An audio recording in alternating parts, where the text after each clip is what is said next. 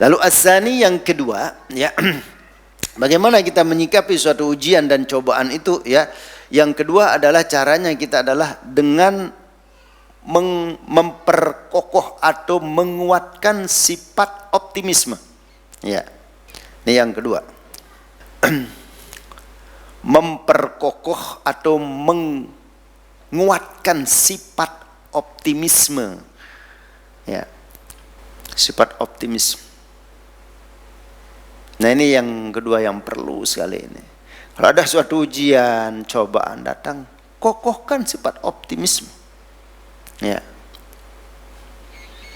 Sebab di dalam Al-Qur'an misalnya, ya, banyak kita temukan ya, bahwasannya orang-orang yang beriman itu, ya, selalu digandeng sifatnya oleh Allah Subhanahu wa taala memiliki sifat optimis. Ya. Misalnya di dalam Al-Quran, yabtaguna fadlam minallahi wa ridwana simahum fi wujuhim min asari sujud. Itu surat apa ya Bunda? Surat Al-Fat kalau nggak salah. Coba dilihat. Pokoknya yabtaguna fadlam minallahi wa ridwana. Surat Al-Fat. Yang bunyinya apa tuh? Yabtaguna fadlam minallahi wa ridwana simahum fi wujuhim min asari sujud. Dzalika masalun fit Taurat. Coba bisa dibaca, Bun.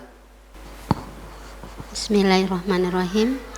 Muhammad adalah utusan Allah dan orang-orang yang bersama dia bersikap keras terhadap orang-orang kafir, tetapi berkasih sayang sesama mereka. Kamu lihat mereka ruku dan sujud mencari karunia Allah dan keridhoannya. Pada wajah mereka tampak tanda-tanda bekas sujud. Demikianlah sifat-sifat mereka yang diungkapkan dalam Taurat dan sifat-sifat mereka yang diungkapkan dalam Injil, yaitu seperti benih yang mengeluarkan tunasnya.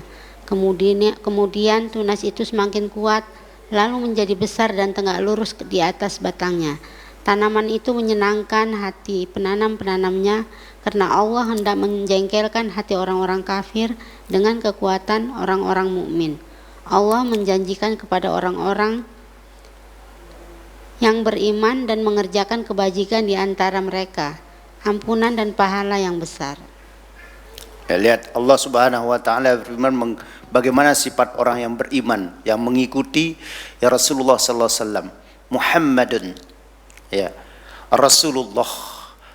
Nabi Muhammad itu adalah Rasulullah. Maknanya Rasulullah itu utusan. Makanya risalah dalam bahasa Arab, risalah itu surat. Surat itu utusan, ya. Ini risalah, surat dari mana? Utusan, perwakilan, ya. Nabi Muhammad itu adalah Rasulullah walladzina ma'ahu, dan orang-orang yang bersama Rasulullah, ya. Nah, para sahabat, para tabiin, kita semua yang bersama, yang ada di belakang Rasulullah, umatnya Rasulullah, orang-orang yang bersama baginda Rasulullah SAW itu harus asyidda walal kufar. Rasulullah keras kepada orang-orang kufar, ruhama ubainahum, ya, akan tapi sangat sayang, ya, kepada orang-orang yang bersama Rasulullah, sama muslimnya, ya. Nah di sini ya, tarahum ruk'an sujada, ya, orang-orang yang bersama Rasulullah itu akan terlihat, ya, apa namanya, rukunya, ya. Bagaimana sifat orang-orang yang ruku sujud, ya, kepada Allah Subhanahu wa taala, sifat mereka yang selalu ruku dan sujud kepada Allah Subhanahu wa taala, yabtaguna fadlam minallahi wa ridwana. Makna yabtagu itu, ikhwan dan akhwat, selalu memiliki sifat optimis dalam mencari karunia Allah. Nah, ini sifat yabtagu ini. Memiliki sifat optimis terus dalam mencari karunia Allah Subhanahu wa taala. Dan ini sifat orang-orang yang mengikuti Rasulullah, orang-orang yang beriman. Orang-orang yang selalu ruku sujud kepada Allah Subhanahu wa taala, dia selalu mengokohkan, menguatkan sifat optimisnya ketika diberikan ujian dan cobaan oleh Allah Subhanahu wa taala. Ada ikhwan dan akhwat, ada ujian-ujian, dan kokohkan sifat optimis ini. Bagaimana caranya kita menguatkan sifat optimis kita ini? Ya, permasalahannya kan Atau pertanyaan bagaimana cara kita menguatkan, mengokohkan sifat optimisme kita ini, ya. Caranya bagaimana, ya? Hindari berita-berita yang hoax. Berita-berita bohong jangan dikonsumsi. Oh begini, tiba-tiba ada berita di di WA atau di grup, ya. Lihat kebenarannya, karena Islam memberikan kita solusi kan dalam Al-Quran. Jika kamu mendengar, karena berita itu dua kemungkinan, imma kadzibun wa imma shadiqun. Ada dua alternatif yang namanya berita itu. Imma shadiqun, bisa mengandung kebenaran berita itu, au imma shadiqun au imma kadzibun, atau bisa mengandung kadzib, dusta. Setiap berita yang datang, pemberitahuan yang datang kepada diri kita melalui teman kita, ya, melalui grup, bisa dua kemungkinan. Shadiqan, ini berita benar, au kadzibun, atau ini berita bohong. Ketika kita mengkonsumsi, ya, yang namanya berita-berita yang kadzib, yang bohong, ini akan meruntuhkan, menggoyahkan sifat optimisme kita dalam kehidupan. Makanya Al-Quran, kalau ada suatu berita itu perlu ditabayun, ya, ditabayun, benar enggak, ya, benar enggak berita itu, ditabayun, jangan langsung. Jadi yang kedua, ikhwan dan akhwat, dalam menghadapi ujian dan cobaan ini, kuatkan sifat optimisme kita. Kalau di dalam kajian para ulama ada dua sifat yang perlu kita miliki, ya, dalam kehidupan kita ini. Ada dua sifat, ada yang disebut dengan sifat roja, ya. Yang kedua sifat khauf, ya.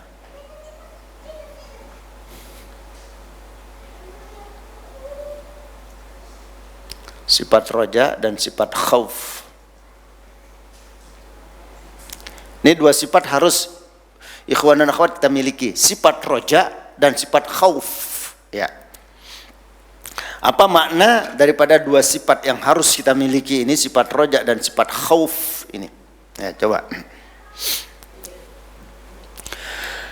Dua sifat yang harus kita miliki dalam kehidupan ini, sifat roja dan sifat khauf.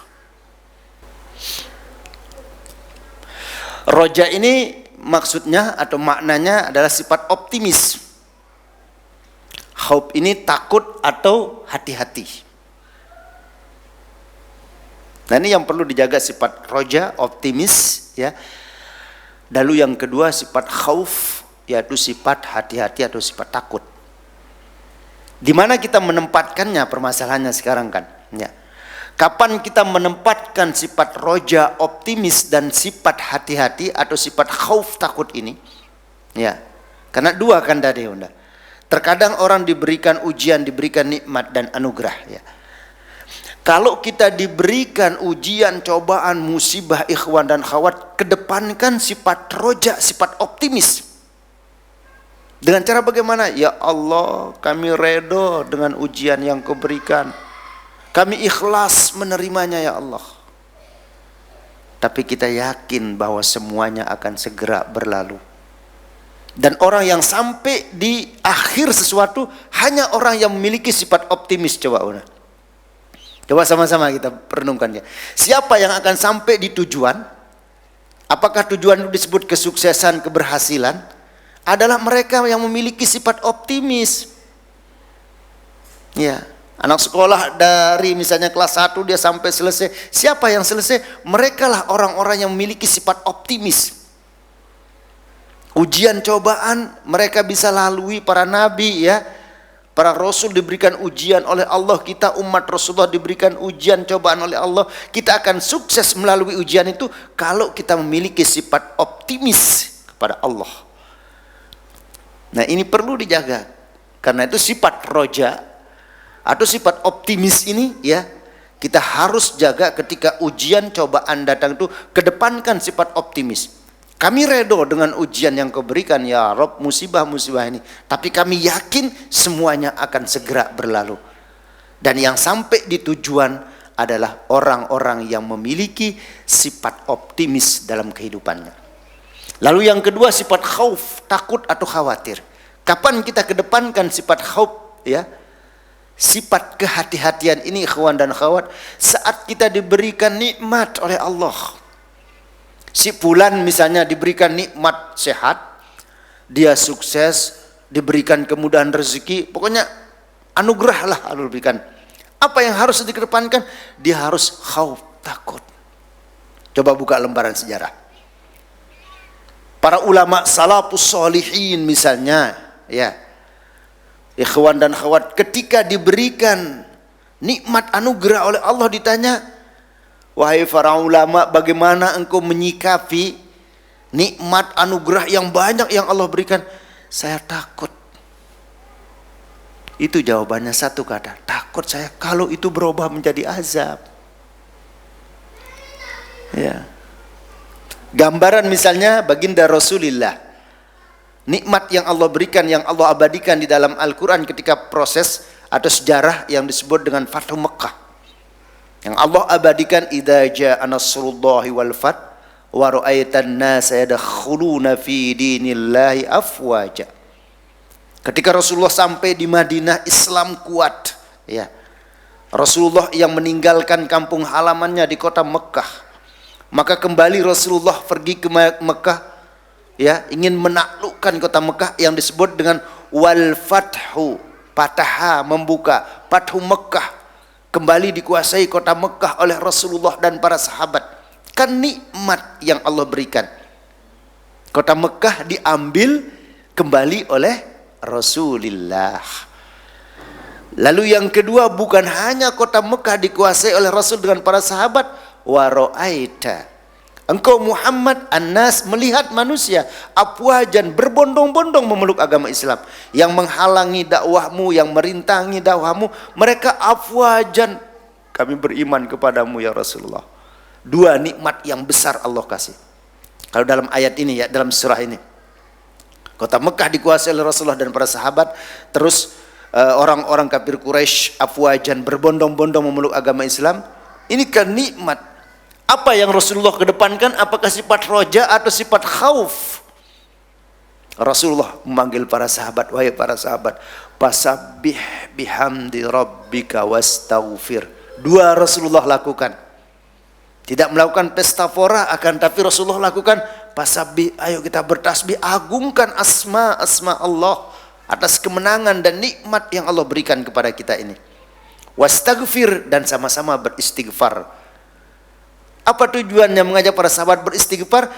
Takut, khauf, hati-hati jangan sampai ini menjadi bencana.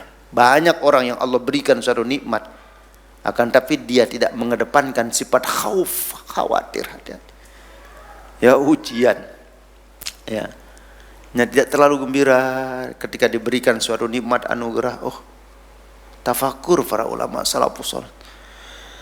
Takut saya kalau ini akan menjadi azab, membuat Allah murka. Khawatir saya kalau diberikan suatu nikmat dan anugerah, ya, penghalang saya ibadah kepada Allah. Mbak Bunda, kalau kita diberikan suatu nikmat anugerah, ya, yang banyak, mungkin kita akan bisa lalai, ya, lupa kita dalam mengingat Allah Subhanahu wa ta'ala. Kedepankan sifat hati-hati kalau mendapat suatu nikmat dan anugerah. Nah, jadi dua sifat ini perlu sekali kita miliki. Yaitu pertama sifat roja, karena Allah menyebutkan sifat optimis ini, ya, tadi dalam surat Al-Fath, ya, ayat 29 itu, ya bertaghuna fadlam minallahi wa ridwana. Orang-orang yang bersama Rasulullah itu selalu optimis dalam mencari karunia Allah.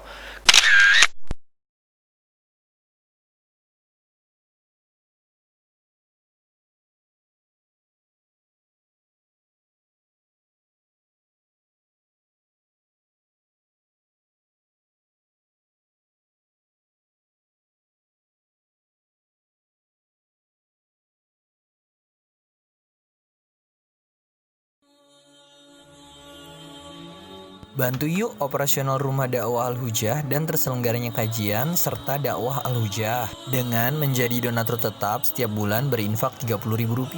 Dengan infaknya setiap bulan Rp30.000, insya Allah akan membantu dakwah Al-Hujah dan jadikan ini amalan yang istiqomah yang dilakukan terus-menerus atau kontinu. Allah mencintai amalan yang istiqomah walaupun sedikit. Terus istiqomah setiap bulan, jangan berhenti, karena Allah mencintai hambanya yang istiqomah. Dan insya Allah ini akan menjadi amal soleh jariah dengan menyebarnya ilmu yang bermanfaat. Yuk salurkan amalan istiqomahnya setiap tanggal 3 setiap bulannya melalui Bank Sentral Asia dengan nomor rekening 27660155554 atas nama Dedi Harveni, dan Mandiri Syariah dengan nomor rekening 71022862999 atas nama Dedi Harveni.